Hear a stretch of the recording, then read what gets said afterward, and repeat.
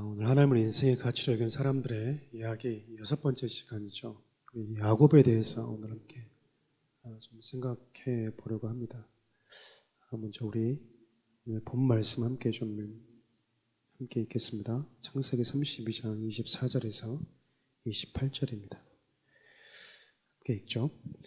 야곱은 홀로 남았더니 어떤 사람이 날이 새도록 야곱과 씨름하다가 자기가 야곱을 이기지 못함을 보고 그가 야곱의 허벅지의 관절을 치매 야곱의 허벅지의 관절이 그 사람과 씨름할 때에 어긋났더라. 그가 이르되 날이 새려하니 나로 가게 하라. 야곱이 이르되 당신이 내게 축복하지 아니하면 가게 하지 아니하겠나이다. 그 사람이 그에게 이르되 내 이름이 무엇이냐? 그가 이르되 야곱이니이다. 그가 이르되 내 이름을 다시는 야곱이라 부를 것이 아니요 이스라엘이라 부를 것이니 이는 내가 하나님과 이 사람들과 겨루어 이겼음이니라. 아멘. 오늘 우리가 읽었던 내용은 야곱이 하나님과 이렇게 씨름한 이후에 하나님께서 그에게 이스라엘이라는 새로운 이름을 주시는 장면인데, 그에 앞서서 우리가 좀 야곱의 인생을 조금 살펴볼 필요가 있을 것 같아요.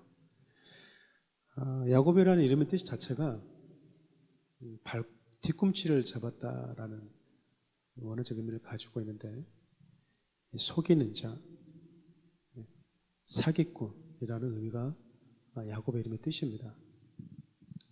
그러니까 야곱이라는 이 이름 자체에 왜 이런 의미가 들어갔을까 생각해 보면, 형의 발 뒤꿈치를 잡고 나왔다. 그 말은 1등이 되려고 했다, 이기려고 했다. 그런 어떤 그 태생적인 기질적인 부분들이 고스란히 담겨져 있는 이름이 아닌가라는 생각이 들어요. 실제로 야곱이 자기 이름에 걸맞게 그의 이름을 가지고 얻어낸 것들도 적지 않습니다. 그 이름을 가지고 얻어냈던 것들을 좀 살펴보면 장자의 명분, 즉 형으로부터 장자의 명분을 팥죽 한 그릇에 얻게 되죠. 솔직히 팥죽 한 그릇에서 산다고 해서 형이 동생이 되고 동생이 형이 되는 것은 아니잖아요. 그런데 하나님이 그런 작은 행위에 대해서 장자의 명분을 가볍게 여기고 장자의 명분을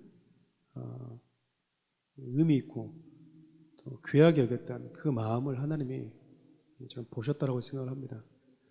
그러니까 저는 이것이 되게 좀 중요한 의미가 있다고 생각하는 게 뭐냐면요, 우리가 아무리 이 땅에서 형이 동생에게 그래 네가 형해라 라고 한다고 그래서 형이 동생이 되고, 그래 그러면 내가 형에게 계약을 했으니까 나는 이제 동생이 아니라 형이야 라고 한다고 해서 동생이 형이 되는 법은 없어요. 그런데 하나님이 그걸 보고 있다라는 겁니다. 적어도 내가 하나님이 나에게 주신 것들을 내가 경멸히 여기고 가볍게 여기고 있는지 귀하게 여기고 있는지는 하나님이 지켜보고 있다라는 거예요. 솔직히 야곱과 에서의 둘 사이에서 팥죽 한 그릇에서 그걸 먹기 위해서 네가 형하라, 내가 형 해주면 이거 줄게라고 하는 이 둘만의 대화를 세상 큰 누가 관심을 갖겠어요? 그렇지 않나요? 근데 하나님이 이걸 보고 있었다라는 겁니다. 때로는 우리가 하나님이 나에게 주신 거룩한 직무 있잖아요, 직분, 이것을 가볍게 여기는지 혹은 비중 있게 여기는지 사람들은 전혀 관심 갖지 않을 수 있지만, 하나님이 그 은밀한 현장 속에서 그리고 누구와의 소수와의 그 개인적인 대화 속에서 하나님이 나에게 주신 성도라는 이 직무를 소중히 여기고 있는지를 하나님이 다 보고 있다라는 거예요. 그러니까 여러분들 이것들을 절대 잊어버리면 안 됩니다. 장자의 명분을 포함해서 야곱이 또 얻었던 게 무엇이냐면 아버지의 축복을 이렇게 장자만이 가질 수 있는 이 축복을 아버지로부터 고스란히 다 받습니다. 어느 일부분 받는 게 아니고요, 다 받아버려요. 그래서 이후에 에서가 와서 나에게 줄 복이 남아있지 않습니까? 라고 했을 때 남아있지 않았어요. 그러니까 장자에게 줄 모든 복을 야곱이 다 취한 거죠. 또 삼촌 집에 가서 뭐합니까? 물론 하나님이 그의 배후에 역사하긴 하셨지만 그가 잔꾀를 내잖아요. 점지고 아롱지 것들은 다 제가 가지겠습니다 라고 하면서 이 짐승이 이 새끼를 뵐 때 그게 버드나무 가지를 가지고 막 이렇게 짐승들에게 보여주면서 실질적으로 그것이 아롱지고 이 점박이 있는 짐승을 만드는 데 얼마나 도움이 되는지 모르겠지만 그러니까 그런 어떤 속임수를 가지고 삼촌으로부터 정말 많은 재산을 축적하게 됩니다. 그러니까 우리가 하는 표현을 빌리자면 야곱은 자기 이름을 가지고 승승장구하면서 한 거죠. 비록 내가 형의 발 뒤꿈치를 잡고 나와서 2등이지만 내가 원하면 1등이 될 수 있고 내가 원하면 1등처럼 살 수 있고 내가 원하면 수많은 이 부와 축적도 누릴 수 있다라는 거죠. 우리 보통 그런 얘기 종종 하잖아요. 내가 맘만 먹으면 다 할 수 있었다. 사람. 그게 야곱이었습니다. 근데 여러분, 야곱이 자기 이름을 가지고 얻은 것들이 참 많이 있음에도 불구하고 야곱이 아무리 발버둥 쳐도 그의 이름으로 해결할 수 없는 것이 있었어요. 크게 두 가지가 있었는데 하나는 죽음입니다. 죽음. 즉 에서라는 두려움, 이것은 그 어떤 것으로도 해결되지를 못했어요. 아내를 얻기 위해서 20년간 삼촌 집에 있었던 걸 보면 적지 않은 시간 동안 20년 넘게 삼촌과 동거하면서 형과 이별한 채 지냈음에도 불구하고 형이라는 이름, 이 에서라는 이름은 야곱에게는 두려움 그 자체로 다가올 수밖에 없었겠죠. 사람이 마음이 편해야 되는데 20년 동안 에서라는 그 이름은 야곱의 마음 한켠에 묻어두기에는 너무나 무거운 두려운 이름 중에 하나였던 겁니다. 실질적으로 삼촌을 떠나서 자기 형 에서를 만나기 이전에 야곱이 어찌할 줄 몰라요. 두려움에 사로잡히다 보니까 형임에도 불구하고 형이 나를 죽일지 몰라. 잔꾀를 많이 내긴 내지만 야곱이 에서라는 그 이름 앞에서 얼마나 많은 공포와 두려움을 가지고 있었는지 성경이 너무나 잘 기록을 하고 있죠. 즉 야곱이 자기의 이름처럼 승승장구하며 살아왔다 하더라도 에서라는 이 두려움은 본인 스스로가 처리할 수 그리고 해결할 수 없는 거대한 문제였던 겁니다. 두 번째는 자신의 이름이에요. 형이라는 이름도 있었지만 자기의 이름, 그러니까 지워버리고 싶은 과거의 흔적들은 자기가 야곱으로 살아왔지만 야곱으로 살아오면서 얻은 것도 있지만 야곱으로 살아오면서 자기가 얻고 싶어한 것들을 얻어내는 과정 속에서 그가 가졌던 어떤 리스크라고 그럴까요? 그런 흔적들, 지워버리고 싶은 과거의 실수들, 이것들은 고스란히 야곱이라는 이름과 함께 지워지지 않은 채 안고 살아왔던 거죠. 우리도 그러지 않습니까?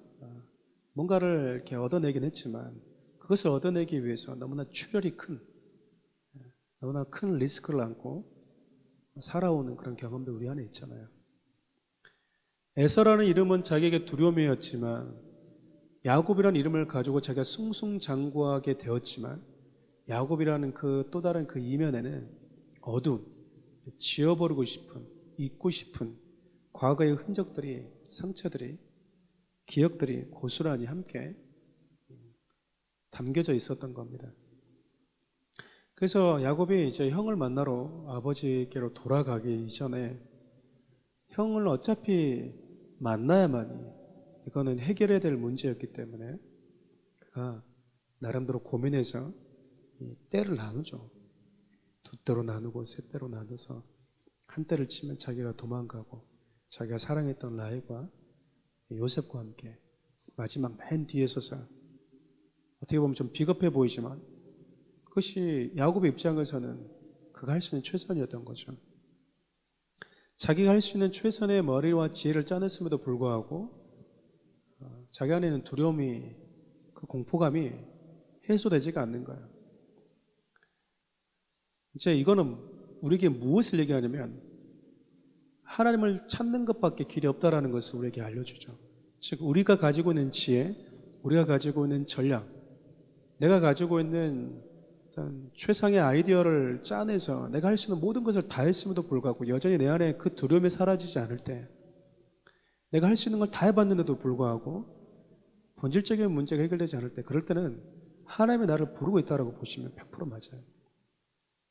그때 야곱이 야복강가에 있을 때 하나님이 야곱에게 찾아오십니다. 야곱에게 찾아오셔서 야곱과 씨름을 하시죠. 하나님이 야곱을 찾아가서 씨름한 게 아니고요, 하나님이 야곱이 하나님을 찾아 씨름한 것이 아니라 하나님이 야곱을 찾아오셔서 그와 씨름하신 겁니다.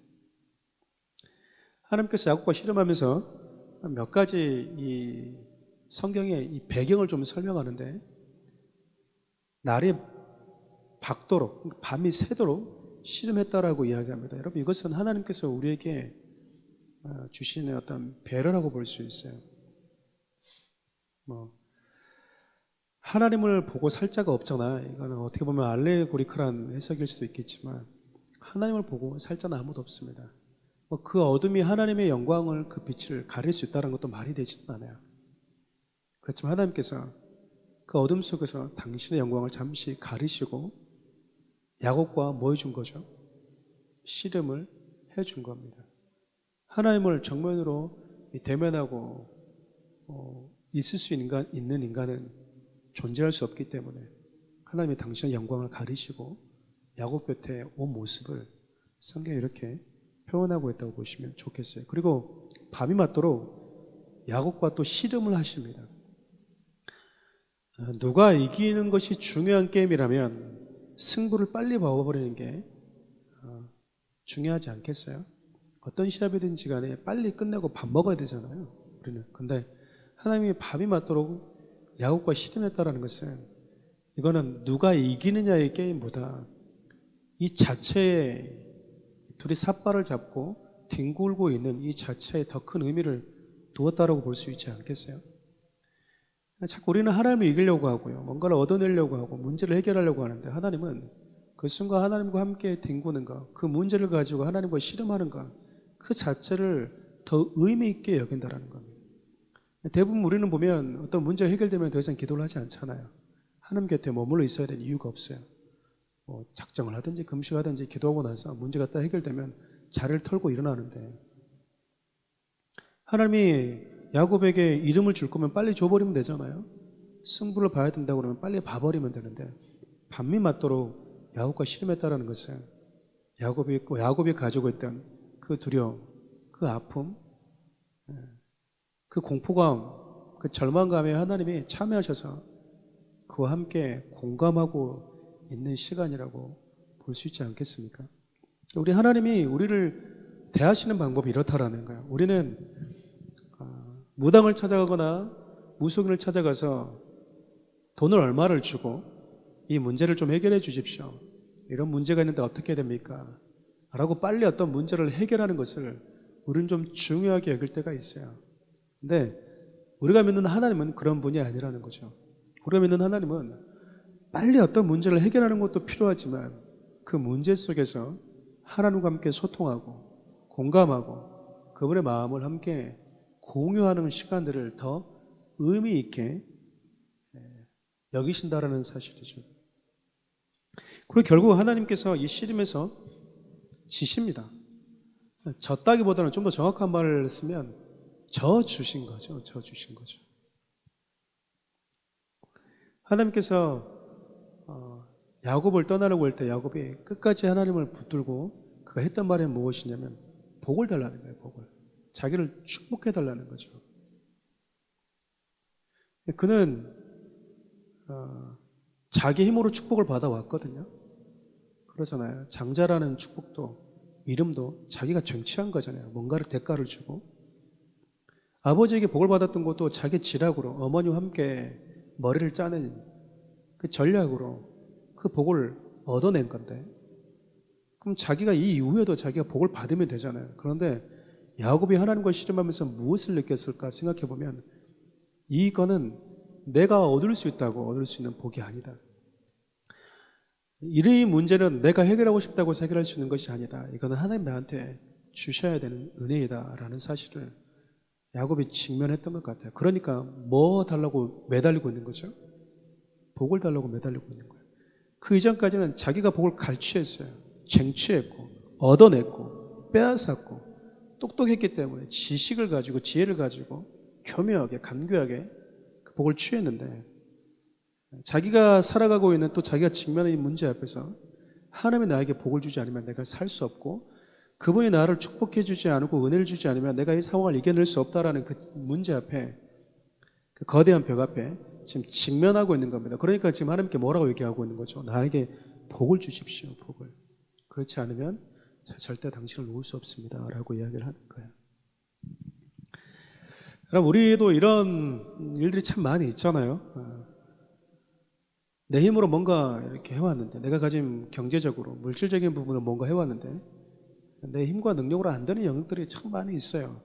돈이 많다고 해서 해결되는 것이 아니라, 돈이 부족하다고 해서 또 문제 해결이 또 안 되는 것도 아니고, 나의 어떠한 면과 상관없이 내가 해결할 수 없는 그 거대한 질문 앞에, 문제 앞에 우리가 직면하게 될 때, 이럴 때 우리가 어떻게 반응해야 되는가를 생각해 보면 하나님을 절대적으로 찾아야 되는 거예요. 그러니까 빨리 내 지식과 내 생각과 내 마음들을 내려놓는 것이 우리에게 중요하다라는 겁니다. 하나님께서 마지막으로 이 야곱에게 씨름한 이후에 그에게 주신 이름이 있죠. 그 이름이 바로 이스라엘이에요. 이스라엘.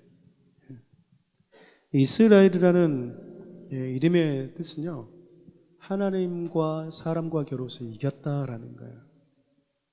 그러니까 조금 더 이렇게 둥그렇게 표현하면, 하나님이 저주는 유일한 존재가 이스라엘이라는 뜻입니다. 하나님께서 야곱에게 이렇게 얘기를 해요. 내가 다시는 야곱이라고 부르지 말아라. 내가 너를 이스라엘이라고 부르겠다. 참 특별하지 않아요? 좀 독특하지 않습니까? 축복을 달라고 기도했는데 하나님이 이름을 주셨다고, 이름을. 문제를 해결해 줄게 그러면 되는데 이름을 바꿔줬다니까요. 우리 잘 아는 빌립보서 2장을 보면 아무것도 염려하지 말고 모든 것에 기도와 간구로 너희 구할 것을 감사함으로 하나님께 아뢰라. 그러면 이 모든 지각에 뛰어나시는 하나님의 평강이 그리스도 예수 안에서 너희 마음과 생각을 지킬 것이다. 거기 보면 아무것도 염려하지 말아라 라고 얘기하잖아요. 그냥 너희는 기도와 간구로 하나님께 나와라, 그 말이거든요. 기도와 간구를 왜 한 거죠? 염려라는 문제를 만났기 때문에 그래요. 그럼 이런 거죠. 염려라는 문제를 만나거든 기도와 간구를 하나님께 나와라, 지금 그 뜻이잖아요. 그러면 네가 그 염려라는 문제 때문에 나에게 나와서 기도하고 나에게 나와서 네가 엎드리면 내가 그 문제를 해결해 줄게. 그렇게 이어져야 되는데 하나님은 그렇게 말씀하지 않고요.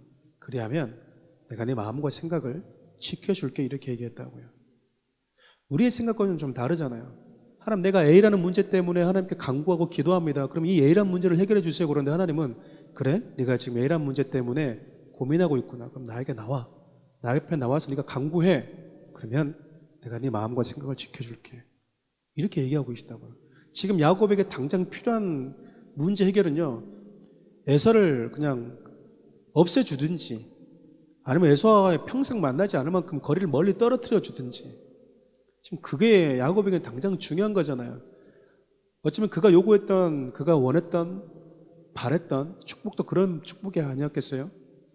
근데 하나님이 축복 달라고 하는 야곱에게 뜬금없이 이름을 바꿔주고 있다는 거죠. 생각해보면 야곱에게 있어서의 가장 큰 문제는 형인 줄 알았죠. 에서인 줄 알았어요. 그런데 하나님이 이름을 바꿔준 모습을 보면 그의 인생의 가장 궁극적인 문제는 그의 이름이 있었다고요. 아, 내가 속이는 자로 살아왔구나. 내가 내 지혜로 살아왔구나. 결국 모든 문제들이 나에게서부터 시작된 것이구나. 나라는 존재, 이 절망적인 나라는 존재 앞에 하나님이 직면하게 하신 거죠. 평생 야곱으로 살아간다면 야곱은 그의 인생 가운데 평생 두려움과 공포 속에서 살아갈 수밖에 없는 존재예요. 얼굴을 요즘처럼 성형을 해버릴 수 있으면 얼마나 좋았겠습니까? 아무도 자기를 알아보지 못한다면 얼마나 좋겠어요. 하나님께서 그에게 이스라엘 이름을 주시기 전에 야곱에게 질문을 합니다. 이런 질문하시죠. 네 이름이 뭐냐라고 질문을 해요. 네 이름이 무엇이냐. 지금 야곱이 가장 자기 입으로 내뱉기 싫은 표현이 있다면 바로 자기 이름이에요. 그 어두운 밤중에 형을 곧 만나야 되는데 누구라도 자기를 알아보는 사람이 있다면 그거는 야곱의 심장을 덜컥덜컥 내려앉게 만드는 상황이 될 수밖에 없는 거죠. 그 이전에 야곱 이름을 누군가가 물어본 적이 있었거든요. 그가 아버지에게 복을 받을 때 아버지가 물었어요. 내가 정말 큰아들 에서냐? 이렇게 질문하잖아요. 그때 야곱이 얼마나 떨렸겠습니까? 복 한 번 받는데 그렇게 심장을 막 이렇게 조여야 되고 그런 불안감이 있다고 하면 여러분 복 받을 수 있겠어요? 똑같이 지금 하나님이 야곱에게 물어보고 계세요. 네 이름이 무엇이냐고. 가장 야곱이 하기 싫은 말, 제가 야곱입니다. 지금 그 이야기예요. 하나님이 저와 여러분들을 찾아오실 때도 마찬가지예요. 항상 하나님께서 우리에게 무언가를 물어보실 때 가장 먼저 질문하는 것들 중에 하나가 우리 이름이거든요. 우리가 내 이름으로 내뱉기 싫은 것, 나의 한계, 내가 가지고 있는 이 절망, 이걸 하나님이 그대로 보여주기를 원합니다. 누군가에게 말하기 힘들고 내가 가지고 있었던 이 부족함의 한계, 수치, 부끄러운 것, 그걸 하나님이 당신께 다 고스란히 이야기하기를 원하신다라는 거예요. 하나님께서 우리에게 새로운 복을 주실 때 반드시 이것이 전제되어 있다라는 겁니다. 근데 이걸 생각해 보면 그리스도인들에게도 두 가지 이름이 존재한다는 것을 알 수 있어요. 그리스도인들에게. 첫 번째 이름이 죄인입니다. 에베소서 2장 3절 함께 읽어볼까요?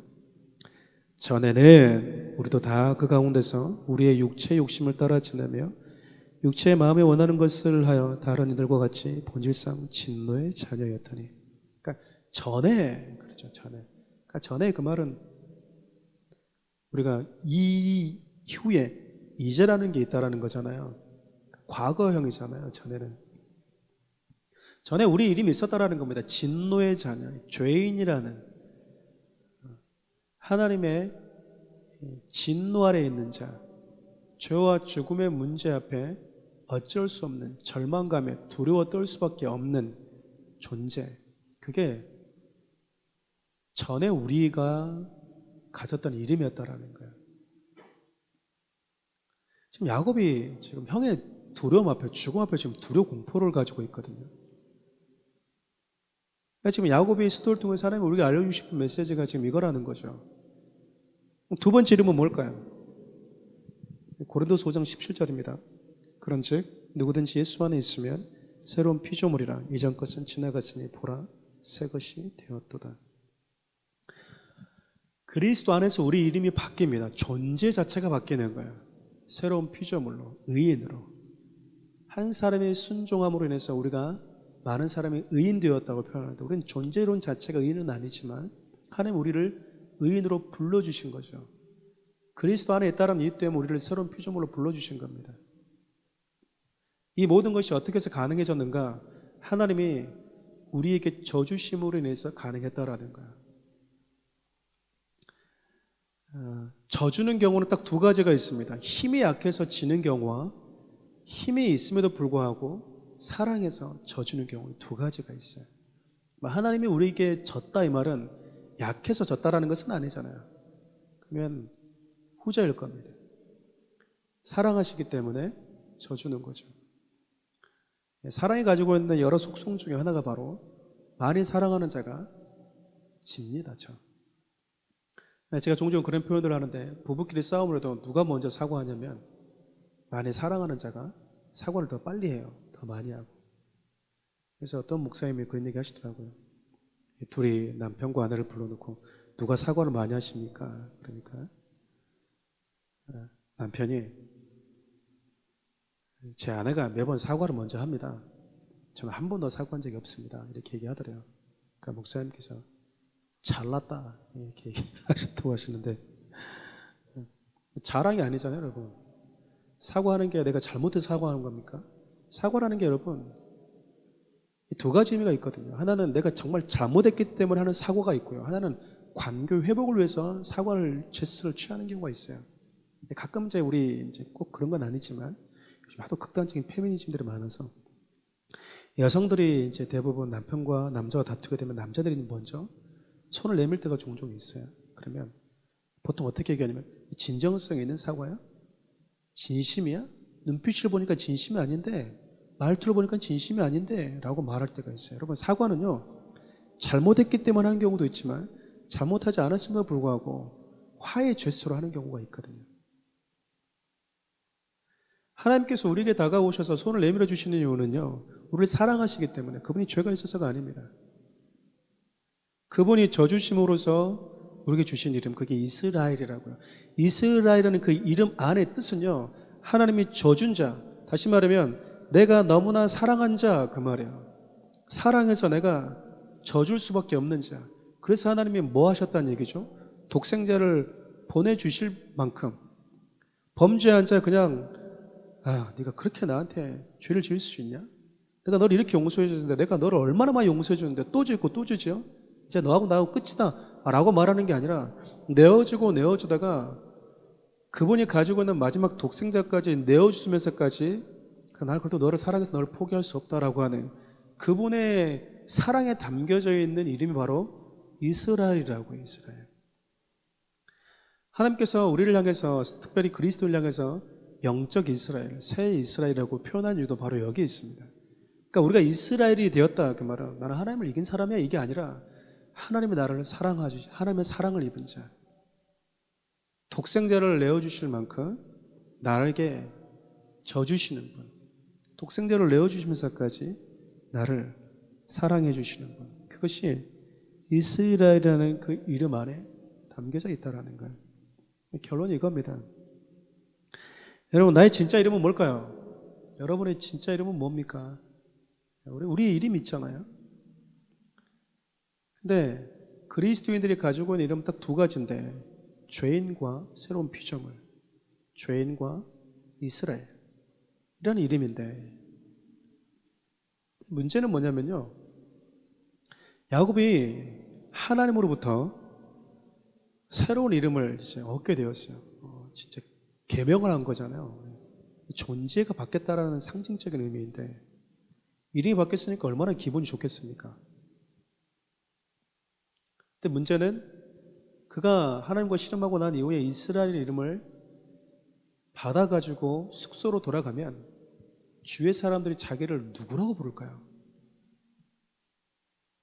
야곱을 보고 아내나 친구나 종들이나 주위에 있는 사람들이 이스라엘 이렇게 부를까요? 야곱 이렇게 부를까요? 당연히 야곱이라고 부르죠. 근데 하나님 나를 누구라고 이제 부르기 시작하셨다고요? 이스라엘로. 이게 그리스도인이 가지고 있는 이름의 아주 미묘하고 신비로움이에요. 우리가 예수 그리스도를 통해서 새로운 피조물이라는 존재가 바뀌었다 해도요, 세상은 나를 그 이름으로 부르지 않아요. 그러니까 그가 세상에 나를 어떻게 부르냐가 나의 이름이 아니라 나를 불러주시는 하나님이 불러주시는 그 이름이 내 이름이라는 거예요. 그리스도는 이런 정체성을 가지고 사는 사람이라고 할 수 있는 거예요. 여전히 우리가 하나님 앞에 하나님의 자녀라고, 그리스도인의 존귀한 자라는, 새로운 피조물이라는, 영적 이스라엘이라는 이름을 거듭난 존재라는 특별한 복을 받았다 하더라도 세상에 가면 세상은 나를 그렇게 기억하지 않습니다. 즉, 누가 불러주는 이름이 진짜 나의 이름이냐라고 할 때 세상이 불러주는 나의 이름이 아니라 그분이 나를 불러주는 이름을 진짜 나의 이름으로 여기면서 살아가는 것, 그게 신앙인들이라는 거야. 하나님은 나를 이렇게 불러주는데 왜 저 사람 나를 저렇게 안 불러주지? 그럴 수 있다라는 거예요. 우리가 살아가는 세상은요, 나의 아픔과 나의 실수를 기억하는 현장이기 때문에 그렇습니다. 근데 우리 하나님은 나를 바라보실 때 이제 하나님의 사랑이 묻어있는 자로 우리를 바라보신다라는 거예요. 건강한 영적인 정체성과 자존감은 바로 여기서 나오는 거예요. 세상에 나를 바라보는, 나를 불러주는 이름이 아니라 하나님의 나를 바라보시는 시선과 그분이 나를 불러주는 그 이름에서 그리스도인의 정체성과 그리스도인의 건강한 자존감이 시작되어야 된다는 거예요. 우리가 얼마나 가지고 있느냐, 얼마나 교회에서 충성 봉사를 하고 있느냐 해서 나오면 안 되는 거예요. 그건 여러분 신앙도 아니에요. 그거는 가짜 신앙이에요. 그건 건강한 신앙관도 아닌 거예요. 우리의 모든 건강한 정체성과 그리스도인들의 모든 존엄함과 자존감은 주님이 나를 이렇게 불러주셨다. 왜? 하나님의 독생자를 내어주시면서까지 나에게 나를 새로운 존재, 새로운 이름으로 불러주기 위해서 그분이 행하신 그 사랑의 이스라엘은 그 이름 안에 고스란히 묻어져 있기 때문에 그래요. 세상은, 특별히 사단은 지금도 우리가 넘어질 때마다 과거에 우리의 야곱이라는 그 이름처럼 과거에 우리가 살아왔던 죄악의 흔적들을 가지고 네가 그래놓고 무슨 이스라엘이야, 네가 무슨 그래놓고 하나님의 자녀야, 네가 무슨 하나님의 옆에 하나님을 이긴 자야, 하나님의 져준 자야, 그래놓고 네가 무슨 하나님의 사랑을 입은 자라고 끊임없이 우리의 실수와 우리의 넘어짐을 근거로 우리를 참소할 거예요. 그때 성도들이 가지고 있는 넘어지지 않는 그 건강한 자존감이 어디서 출발하냐면, 그래도 하나님은 나의 이런 연약함을 아시고 나에게 다가와 주셨고 독생자를 내어주셨고 나를 이스라엘 주신 분이야. 나를 참소하는 네가 바라보는 내가 진짜 내가 아니라 그분이 불러주신 내가 진짜 나라고 한 방 먹여주는 것, 그게 그리스도인이라는 거예요. 근데 참소자 앞에서 쩔쩔 매는 거죠. 하나님은 여전히 나를 바라보실 때 이스라엘을 불러주고 이스라엘고 말해도 상황 앞에서 쩔쩔 매고, 목사님 나를 이렇게 말씀하셨는데요, 집에 가니까 나를 야곱이라고 부르는데요, 이건 어떻게 된 거죠? 나보고 어쩌라고, 목사 보고 어떻게 하라고, 한 방 먹여주라니까. 거기서 그래, 네가 알던 내가 과거의 나였어. 근데 이제는 나는 그리스도 안에 있기 때문에 새로운 피조물이야. 나는 영적 이스라엘이야. 네가 제대로 본 게 맞아. 그게 과거의 나였어. 그런 존재였던 나를 하나님이 이렇게 바꿔주셨지. 오히려 그렇게 참소하는 그 시간, 참소자가 나를 넘어뜨리고 달려오는 그 시간을 과거에 그랬던 존재를 이렇게 바꿔주신 하나님의 은혜를 노래하고 찬양하는 시간으로 바꾸는 지혜가 우리 가운데 있어야 된다는 거예요. 성도들에게 좀 이런 지혜가 있어야 돼요. 날마다 이런 상황이 되면 질질 짜고 넘어지고 아프다고 그러고, 야, 언제까지 그럴 거냐는 얘기예요. 참소자는 늘 우리에게 다가올 수밖에 없고 어두명은 늘 우리를 참소하기 위해서 오는 것이 그의 사명이고 그가 하는 일이에요. 그럼 참소자는 언제 띄엄띄엄 올까요? 우리 살을 먹으러 왔는데 먹을 게 하나도 없어. 참소로 왔는데 그때마다 더 하나님의 깊은 은혜 안으로 들어가고, 과거에 우리의 잘못을 가지고 막 정죄하려고 하는데, 그래 과거에 내가 그런 존재였지, 그런데도 주님이 나를 사랑하셨다는 이야기야? 그분의 은혜 안으로 더 깊이 들어가 버리면 참소자 우리한테 오겠어요? 겁먹고 안 오지. 그게 참소자를 향해서 멋있게 한 방 먹여주는 그리스도인이라는 거예요.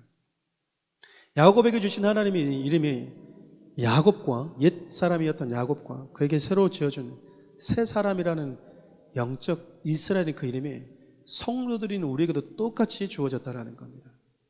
여러분들이 야곱이라는 이야기 스토리를 통해서, 그래 내 이름으로 살아왔던, 전에 진노의 자녀로 살아왔던 삶과 결별할 수 있도록 해주신 분, 그분이 하나님이시구나. 그분이 나를 사랑하셨기 때문에 못 이기셨고 져주셨고 못 이기셔서 여기까지 내려오셨구나. 그 하나님의 사랑이 우리 안에, 우리에게 주신 그 이름 안에, 그리스도인이라는 이름 안에, 영적 이스라엘 그 이름 안에 고스란히 담겨져 있는 겁니다. 말씀 정리할게요. 참 이 시대는 참 좋은 이름 지으려고 난리하는 것 같아요. 교회 안에 보면 이제 아이들 이름이 점점 비슷해져 가고 있어요. 다 똑같아요. 어른도 하면이가 있고 아이들도 하면이가 있고, 다 이제 막 L자 들어간 이름 다 있고, 조금만 더 지나면 이제 이름이 거의 비슷해지지 않을까 싶은 생각이 듭니다. 부모들은 특별한 마음을 가지고 이름을 지어주잖아요. 이렇게 살았으면 하는 그런 마음. 그 이름의 의미가 그 사람의 곧 정체성과 정체성에 큰 의미를 주기 때문에 그렇습니다. 어쩌면 성경에서 유일하게 이름을 가지고 살아갔던 사람, 어쩌면 그 이전에도 아브라함도 마찬가지였지만, 특별히 하나님께서 야곱에게 주셨던 그 이름, 이 두 개의 이름을 가지고 살았던 사람. 야곱뿐만 아니라 그리스도인들도 두 가지 이름을 가지고 이 땅에서 살아가는 자들입니다. 하나는 죄인이라는 이름, 하나는 그리스도인, 즉 의인이라는 이름. 여러분, 이 죄인이라는 이름이요, 지긋지긋해 이게 아니고요, 영적 지혜를 발휘하면 사단은 그 죄인이라는 우리의 옛 이름을 가지고 끊임없이 참수하지만, 한 번 더 생각해 보면 우리의 옛 이름은 내가 하나님의 은혜로 예수 그리스도에 얻은 이 은혜, 새 이름에 대한 가치가 얼마나 무거운지를 늘 우리에게 보여주고 말해주는, 메시지 전해주는 좋은 역할을 합니다. 그래서 한 번씩 나의 과거의 이름을 이렇게 들여다보면요, 그래, 내가 자격이 없지, 그래, 내가 이 축복과 은혜를 받을 만한 그릇이 안 되지 라는 사실을 나의 옛 이름이 나에게 늘 전해준다고요, 말해준다고요. 여러분들이 죽을 때까지, 주님이 나를 부르실 때까지 함께 안고 살아야 되는 이 죄인이란 이름. 어떤 분들은 우리 의인이 되는데 왜 자꾸 죄인이라고 그러냐고, 특별히 구원파 같은 경우는 그렇게 얘기하는데, 성경을 모르고는 무식한 얘기인 거예요. 그래서 우리가 나 같은 죄인, Amazing Grace라는 찬양처럼 나 같은 죄인 살리신 주의 은혜가 놀랍다고 말할 수 있는 것은 지금 내가 가지고 있는 그 이름이 가지고 있는 특별함과 은혜, 그 이전에 내가 어떤 이름을 가지고 살 수밖에 없었는가, 주님이 오시지 않았다면 나는 어떤 존재로 내 인생을 마칠 수밖에 없었는가 라는 사실을 절감하는 자가 드리는 찬양이 바로 여러분 Amazing Grace예요. 그래서 신앙이란 여러분, 어제보다 오늘 더 하나님을 향한 은혜의 무게감이 좀 무거워지는 겁니다. 한 가지만 말씀드리고 마칠게요. 예수님께서 이렇게 제자들이 그런 말씀하시잖아요. 두 명의 사람이 빚을 졌는데, 두 사람 다 주인이 똑같이 탕감해 줬는데 한 사람이 다른 한 사람에서 더 많이 빚을 졌던 사람이었어요. 그러면 이 두 종 중에서 누가 주인을 더 사랑하겠느냐라고 질문하니까 많이 빚을 졌다가 많이 탕감받은 자입니다 라고 얘기를 해요. 그래서 예수님이 이렇게 말하죠. 더 많이 죄 용서받은 사람은 더 많이 사랑한다. 여러분, 그 말은 많이 죄를 지어서 용서함을 많이 받으라는 의미가 아니잖아요. 여러분, 우리는 덜 죄인이 있고 더 죄인이 있는 게 아니에요. 다 똑같은 죄인이야. 단지 그 죄인 중에서 어떤 죄인의 차이가 있을 뿐이냐면 내가 얼마나 큰 죄인인지를 체감하는 이 정도가, 무게감이 다를 뿐이에요. 자주 제가 이런 표현들을 쓰는데, 어떤 분들은 그래, 우리 주님이 내가 갚을 수 없는 한 100만 원 갚아주셨구나 라고 생각하면 사는 사람이 있고요, 우리 주님이 한 1억 갚아주셨네 라고 생각하면 사는 사람이 있고요, 내가 절대 갚을 수 없는 죄값을 지불하셨네 라고 생각하면 사는 사람이 있어요. 어떤 사람이 더 큰 은혜 안에 머물겠냐, 그 말이에요.